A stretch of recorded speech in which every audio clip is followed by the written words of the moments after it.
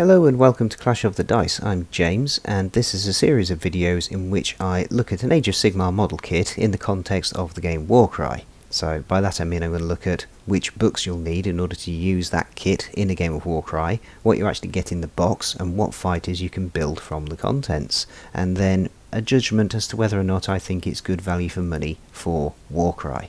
In this video I'll be looking at the Age of Sigmar 3rd edition Warrior starter set.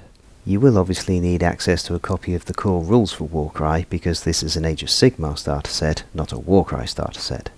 The models you get in this set are some of the new Thunderstrike Stormcast Eternals and also the new Orc Kruleboyz. Now the rules for both of these warbands are available in the Tome of Champions 2021. There are some fated quests in Tome of Champions 2021 if you're wanting to do the narrative campaign style of play, where you take a warband and you try to develop it through a fated quest. But there's only one fated quest for each Grand Alliance in Tome of Champions 2021. So if you want a bit more variety than that, you will have to get the Harbingers of Destruction book and the Sentinels of Order book if you want a bit more variety for fated quests. Now, I just want to be clear here, you do not get the rules for the Thunderstrike Stormcast Eternals in the Sentinels of Order book, and also you do not get the rules for the Kruleboyz in the Harbingers of Destruction book. You have to get Tome of Champions 2021 if you want the rules for these factions. So moving on to what do you get in the box, well, we'll start off with the Stormcast Eternals. You get 4 sprues, which is enough to make 6 models. You get 1 Knight Arcanum, which is its own sprue, and then the other 3 sprues are enough to make a Vindictor Prime and 4 Vindictors. Now, for all 6 of those models, there's options for helmeted and bare heads. The Vindictor Banner Bearer is not playable in Warcry, but from what I can see, the kit does come with enough options to instead field it as a regular Vindictor, so extra spears to replace the banner, and it also looks like you can field the Vindictor Prime as a regular Vindictor as well. It's basically a different shoulder pad and a different shield and a different helmet.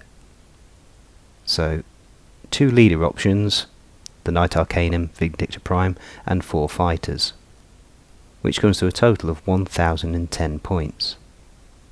Now they are all monopose models, with the exception of the Vindictor Prime and that Banner Bearer, like I say.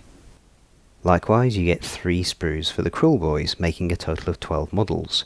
You get 1 Killer Boss, 1 Stab Grot, 1 Gut Ripper Boss with Wicked Sticker, and 9 Gut Rippers, also with Wicked Stickers. So that's 2 leader options in the Killer Boss and the Gut Ripper Boss, and then 10 of the fighters. So the Stab Grot is a playable model in Warcry.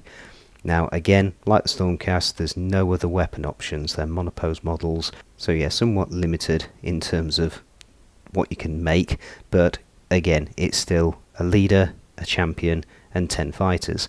Now this totals 1155 points, so plenty there to be making a warband out of.